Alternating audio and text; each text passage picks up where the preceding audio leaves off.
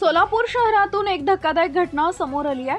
वसंत विहार स्वराज्य विहार ब्रिज जवळ राहणाऱ्या प्रशांत रवींद्र राजहंस वयवर्ष 44 यांनी आपली पत्नी भाग्यश्री प्रशांत राजहंस वयवर्ष 34 यांचा चाकूने गळ्यावर वार करून खून केल्याची कबुली फौजदार चावडी पोलीस ठाण्यात दिली। ही घटना आज सकाळी 11:15 वाजेच्या सुमारास उघडकीस आली आहे। पोलिसांनी दिलेल्या माहितीनुसार प्रशांत राजहंस यांनी फौजदार चावडी पोलीस ठाण्यातील वरिष्ठ पोलीस निरीक्षक राऊत यांच्याकडे स्वतःहून हजर होऊन आपल्या पत्नीचा खून केल्याची माहिती दिली।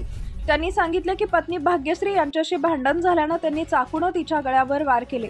पोलिसांनी तात्काळ घटनास्थळी धाव घेतली असता भाग्यश्री या जखमी व बेशुद्ध अवस्थेत आढळल्या।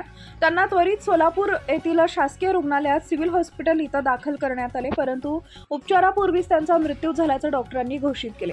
प्रशांत राजहंस हे वकील असून त्यांनी स्वतः आपल्या पत्नीचा खून केल्याची कबुली दिल्याने सोलापुरात खळबळ उडाली आहे।